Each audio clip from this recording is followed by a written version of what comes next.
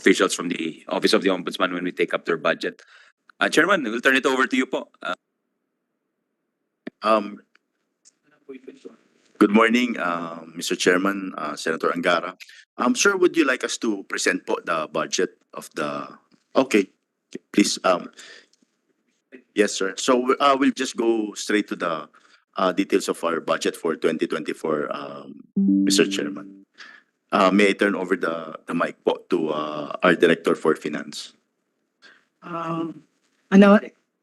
Honorable Senator Sani Angara,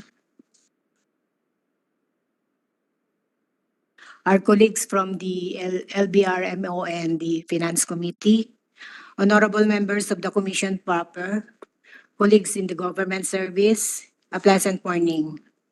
Our presentation will focus on the budget of the Commission on Audit as recommended under the National Expenditure Program or the NEP, and the comparison between NEP and our proposal. For fiscal year 2024, NEP, the budget allocation of COA amounted to 13,360,543,000. And this consists of the, next slide, personal services amounting to 13,179,006,000, which include the retirement and life insurance premium amounting to 635,866,000. The maintenance and other operating expenses is pegged at 690,554,000 and the capital outlay of 126,849,000. The COA proposal for fiscal year 2024 consists of the personal services of 12,543,154,000, MOE of 781,971,000, capital outlay of 841,132,000, for a total of 14,166,257,000.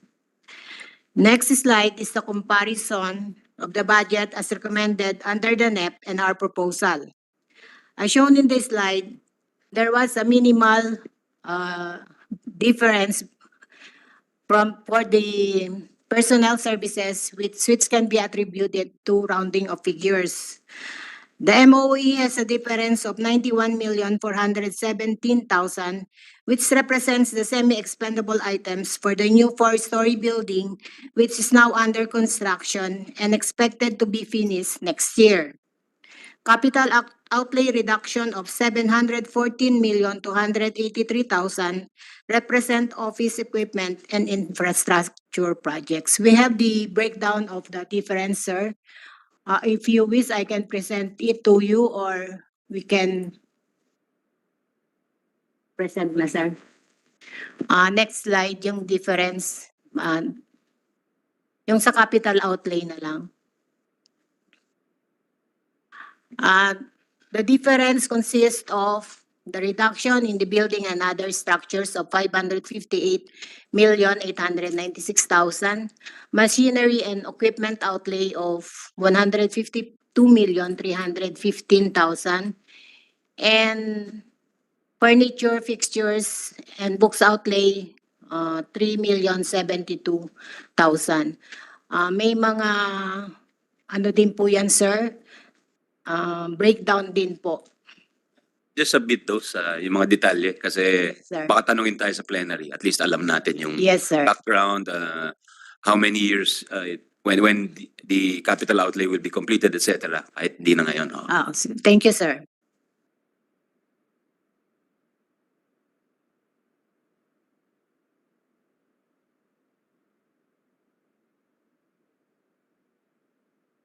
That ends the presentation, Mr. Chair. Thank you.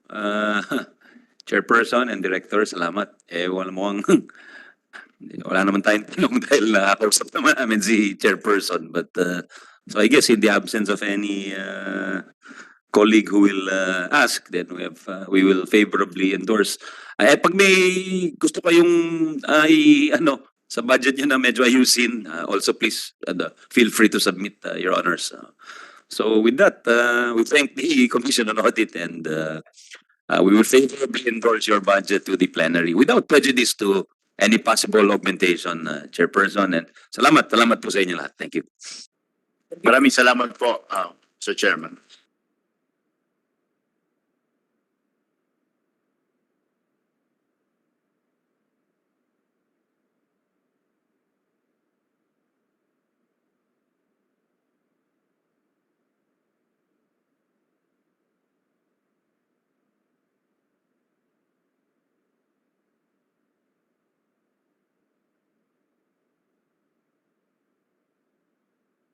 For our Ombudsman resource persons, may I request everyone to please take your seats na.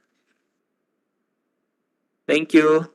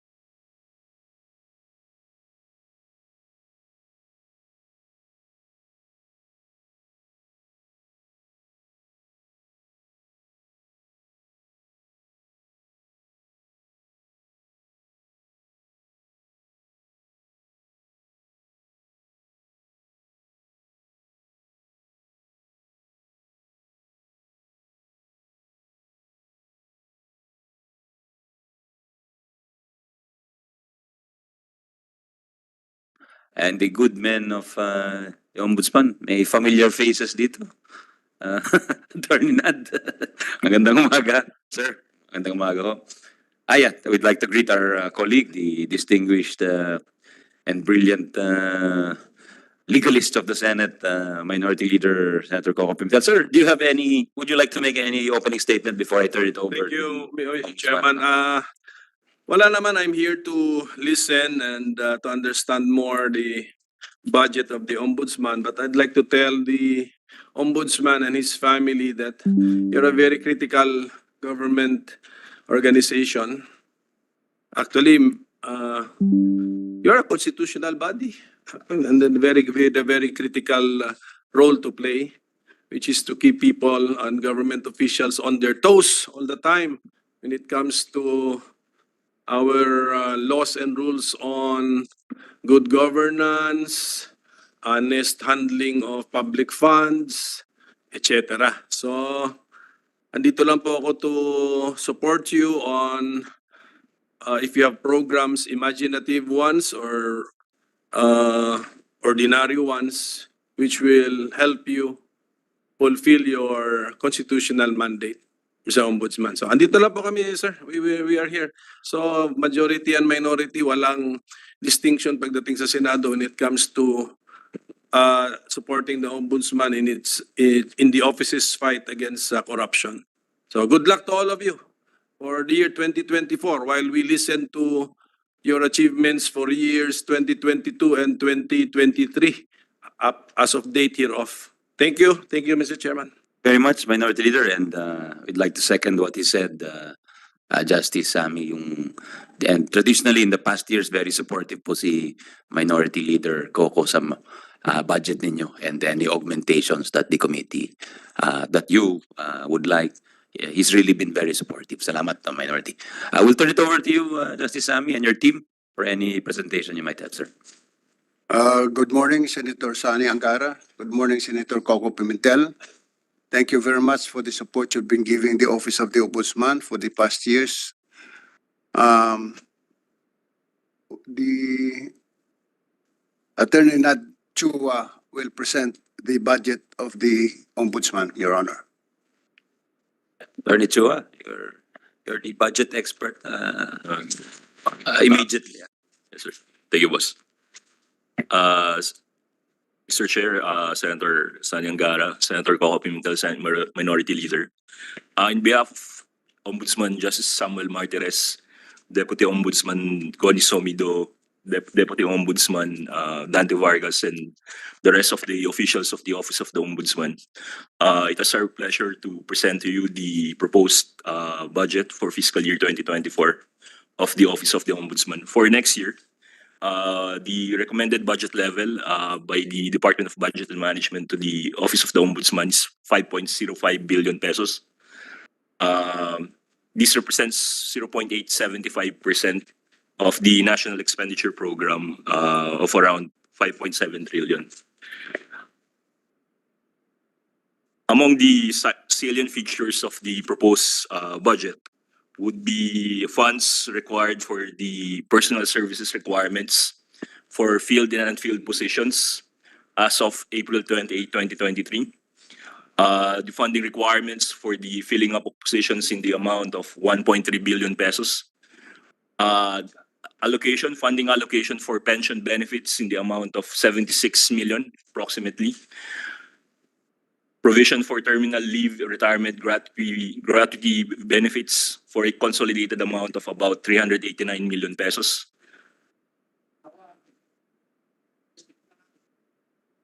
Funding provision for additional operating requirements in the amount of 79.8 million, which includes allocation for confidential amount amounting to 51 million pesos. And funding allocation for various capital outlay requirements in the amount of 392 million pesos. The further breakdown would be the need for rehabilitating the main building of the Office of the Ombudsman amounting to 50 million pesos. Development of the office's ICT requirements in the amount of 217 million acquisition of motor vehicles, replacement and of office of equipments and other property, communication, medical properties for a consolidated amount of about 120 million pesos, more or less. Now, in order to aid the Office of the Ombudsman in the better utilization of the resources made available to it, we would also respectfully request the restatement of special provisions in the budget of the Office of the Ombudsman, particularly on the use of savings, the use of income, and the continuing authority of the Ombudsman, just Samuel Martires, to restructure the office. That would be all, sir. Thank you po. Thank you very much, Attorney Nat. Anything else, Justice Sammy? Kung wala na po, we'll turn it over to the Minority Leader for his questions. So, That is all, Your Honor. For thank you very much, Justice Sammy and your team.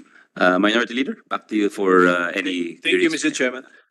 So the authority to restructure or reorganize the office is found in the special provisions in the GAA. Doon po namin linalagay yan. Yes, Your Honor. I think we should amend the law itself, the Ombudsman Act itself, para gawin na nating ano yun, given power or delegated power. Well, I would be very glad, Your Honor, if you would be willing to amend the. Yeah, if that's how we have been doing it, parang Institutionalize the amendment already. topic wise, it's not really a budget topic. So it's a power. It's a power of the Ombudsman. Like, so maybe it belongs properly. We will continue to do so dahil sinabi niyo, but long term the long term fix siguro or strategy would to amend the law because you don't, so that you won't need to request that power year after year after year. We will do that, Your Honor. We will submit po. to you a draft bill. Ombudsman Act mismo. Doon natin ilagay. Okay, but Mr. Ombudsman, I'm surprised to hear you have confidential funds. Did we give you for this year, 2023? Yes, Your Honor. If you remember, the budget that was given to us by the DBM, recommended by the DBM, was 51 million also for 2023. I requested that be reduced by 20 million. The 20 million, it was reduced. It became 31 million. The 20 million was diverted to the MOE. Now the BM again recommended for about 51 million upon our proposal also. But you can also, if you like, you can also reduce that 51 million. I think ang offer mo nga sa house, we can totally remove it, sabi mo eh. Especially if it will taint Yes, that the reputation of the Office of the Ombudsman. is true, Your Honor. If it will only taint the reputation of the office and of the Ombudsman itself and the officers, I am even willing that this be That's scrapped. a good offer, Mr. Ombudsman. Pero ililink ko yung sa request yung isa eh, the use of savings request. So kung i-grant yun, so you can now actually augment the other items in your budget na magkukulang eh. Legitimately now from a expressly provided line or amount, Mr. Ombudsman. So siguro with this compromise, you can let go and then be the example. Meron na nag-example kahapon si DFA eh. Si DFA, gustong bigyan ng isang senador ng confidential fund. Sabi ko, pwede mong tanggihan. Tinanggihan nila. Isa pa pala, dalawa na. Si DMW. In memory of Secretary Toots Ople. Because ang sabi nung OIC nila, if she were alive today and she would be offered that confidential fund, she would have rejected it anyway. So maybe the Ombudsman can be the third agency. But with those compromises, that use of savings, ibigay po namin yun for the flexibility of the office. As a member of the constitutional group, we have actually wisely spent the budget that is given to us yearly by Congress. On the matter of the confidential fund, I'd like to be the first from the investigating agencies to request Congress that if it will, as I've been saying, it will only tint the reputation, the integrity of the office, as well as of the Ombudsman and its officers. I dare not have a confidential fund during my term of office. I dare not have a confidential fund during my term of office. I think we can survive without a confidential fund. Your permission, Minority Leader. It will not affect your functions, how you perform, like the purchase of intelligence, just to clarify, Your Honor. As I have said at the hearing of the House of Representatives, I said I can always smile at my friends and probably treat them for over a cup of coffee. They can do that for us. Yung intel na ibigay sa inyo, Justice, pangkapel lang yung, yung intel na ibibigay ko sa inyo. I'm just playing devil's advocate. But go ahead, thank you, Minority Leader. The Ombudsman was stating something na yun nga towards the direction that just like the Vice President, sinabi rin niya sa amin dito my office can live without confidential funds. Sinabi rin niya as Secretary of Education, the department can live without confidential funds. I think the Ombudsman can say that. Pero actually ito, Mr. Ombudsman, yung grant ng confidential funds sa inyo for this year, were you given in 2022? Wala, di ba? Meron ho. Okay, meron din? Yes, Okay. yes. Yung Since grant, 2005, meron ho. yung grant sa inyo the past years has not tainted your office. Actually, wala. There's no issue sa inyo sa ano eh. Pero gusto ko yung symbolic act eh. If it's now the Ombudsman saying, susunod na yung iba eh. Susunod yung iba eh. That's what I predict. So, I'm more after not because it is tainting your office kasi wala naman talagang taint sa office ninyo. Pero that act, because it is becoming a very hot issue right now, the Ombudsman, the Office of the Ombudsman takes the lead. Sabihin niya, we can live without that. Alisin na yan. Then I will now challenge the other agencies who are not involved in enforcement of penal laws, who are not involved in securing national security. Forget about CIF. Focus on your main mandate. Because if you just rely only on your CIF for you to be able to investigate, you will not be able to function properly. I'll give you an example. If I need an information from Samar, from where I am, all I have to do is just call some of my friends in Samar without using the intelligence agencies. And to validate that, I also call some of my friends who are in the police force. Nakukuha lahat ito sa pangiti-ngiti, sa kape, di ba? Sa mga PR, ganun lang naman yan eh.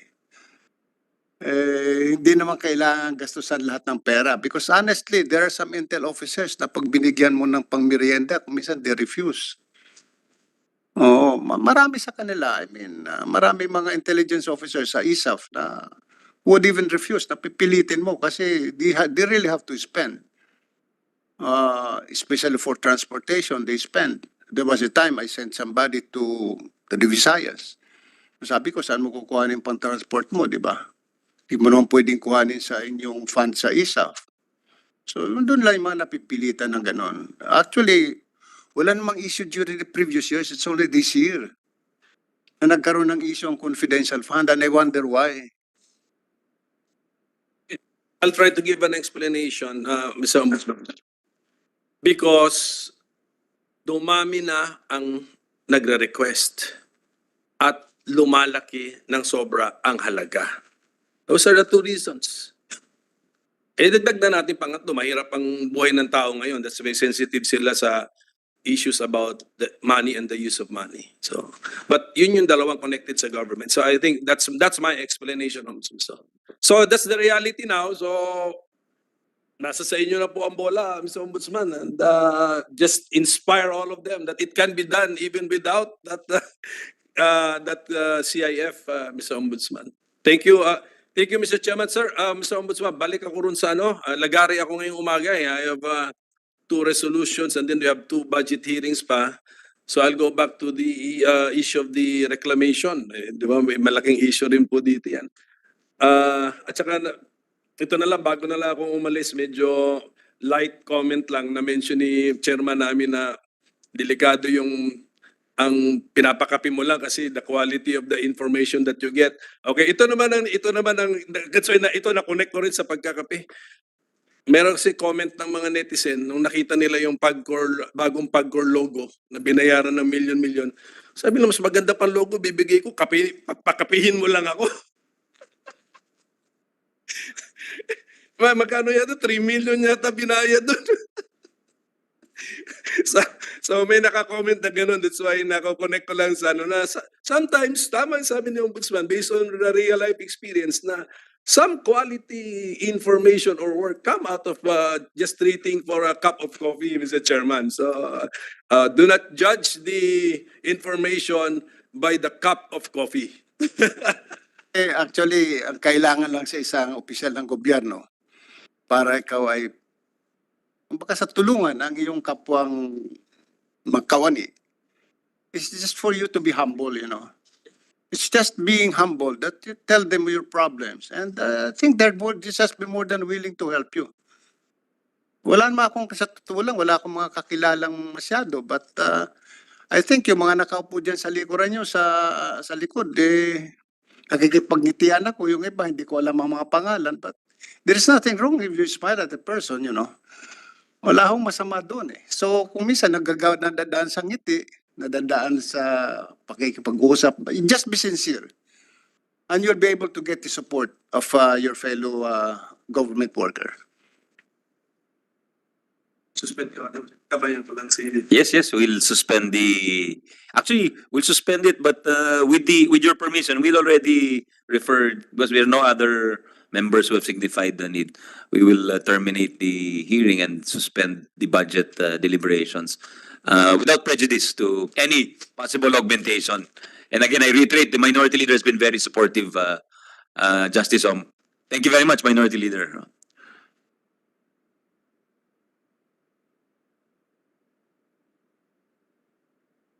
We'd like to thank Justice Sammy, Deputy Sumido, Attorney Ravelo, Deputy Ombudsman Vargas. Salamat po sa pagpunta ngayong umaga. Maraming salamat po.